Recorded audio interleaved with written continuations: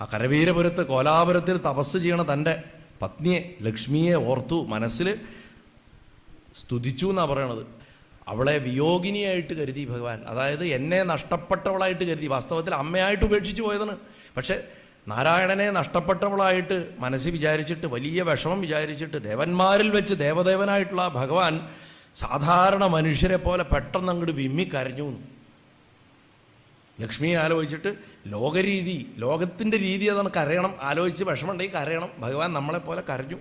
കരഞ്ഞിട്ട് പറഞ്ഞു, പുത്രാ എന്ന് വിളിച്ചു അത്ര ബ്രഹ്മാവിനെ. എന്നിട്ട് പറഞ്ഞു, ലക്ഷ്മിയെ കൂടാണ്ട് ഈ സഭയിൽ എന്ത് ഐശ്വര്യം വരാനാണ്? ഈ കല്യാണത്തിൽ എവിടെ മംഗളം വരാനാണ്?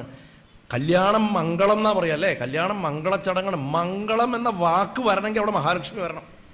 മഹാലക്ഷ്മി വരാത്ത സ്ഥലത്ത് മംഗളമില്ല, ഐശ്വര്യമില്ല. അമ്മ വന്ന് ഇരുന്നാൽ മതി. അമ്മയുടെ സൗന്ദര്യം, ഗണപതി ഭഗവാന്റെ തുമ്പിക്കൈ കൊണ്ടുള്ള അടി, കാളിയുടെ അട്ടഹാസവും ചെലമ്പിൻ്റെ ശബ്ദവും, ഹനുമാന്റെ വാലുകൊണ്ടുള്ള ചുഴറ്റൽ, ഇതുകൊണ്ടൊക്കെ ദുർഭൂതങ്ങൾ പാഞ്ഞു പോകത്രേ. പക്ഷെ മഹാലക്ഷ്മി വെറുതെ വന്ന് ഇരുന്നാൽ മതി. അമ്മ ഒരു സ്ഥലത്ത് വന്ന് അങ്ങോട്ട് ഇരുന്നാൽ മതി. അവിടെ പിന്നെ നെഗറ്റീവ് എന്ന് പറഞ്ഞ ഒന്നുമില്ല. മോശം പോലും നല്ലതായിട്ട് ഭവിക്കും. പക്ഷെ സരസ്വതിയെ പോലെയോ ഉമയെ പോലെയോ അല്ല അമ്മയുടെ സ്വഭാവം. അമ്മ വളരെ സീരിയസ് ആയിട്ടൊരാളാണ്. ദേവിക്ക് കളിതമാശകളില്ല.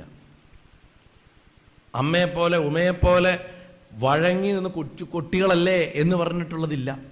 സരസ്വതിയെപ്പോലെ ഒഴുക്കില്ല. അതായത് ആഗ്രഹിക്കണവനത് കൊടുക്കുക, അതൊക്കെ വളരെ ദുർലഭമാണ് അമ്മയുടെ രീതി. ഒരു സ്ഥലത്ത് ഇരിക്കൂല. ഒന്നും ലോകത്തിൽ വേണ്ടാത്ത ആൾക്കാരുടെ കൂടെ അമ്മ ഇരിക്കുകയുള്ളൂ. അങ്ങനെ ലോകത്തിൽ ഒന്നും വേണ്ടാത്ത ഒരാൾ ആരാ ചോദിച്ചാൽ നാരായണനാണ്. അതുകൊണ്ട് നാരായണനെ കല്യാണം കഴിച്ചിട്ട് അവിടെ ഇരുന്നു, അവിടെ തന്നെ ഇരുന്നു എന്നാണ്. അമ്മയെ പറ്റി പറഞ്ഞില്ലെങ്കിൽ മോശമാണ്. കാരണം നമ്മുടെ സംസ്കാരത്തിലാണ്. നമ്മൾ ഇംഗ്ലീഷിൽ എഴുതുമ്പോൾ മിസ്സിസ് ആൻഡ് മിസ്റ്റർ എന്ന് പറഞ്ഞിട്ട് ആ പേരെഴുതുമെങ്കിലും ഈ ദേവാദികളുടെ പേരൊക്കെ എഴുതുമ്പോൾ എന്താ എഴുതുക? ഉമാമഹേശ്വരൻ, രാധാകൃഷ്ണൻ, ലക്ഷ്മി നാരായണൻ. ആദ്യം സ്ത്രീയുടെ പേര് വേണ്ട, ശക്തിയുടെ പേര് പറഞ്ഞിട്ടേ പുരുഷൻ്റെ പേര് പറയുള്ളൂ. അപ്പോൾ അത് ആ മഹാലക്ഷ്മിയുടെ മഹത്വം എത്ര പറഞ്ഞാലും തീരില്ല.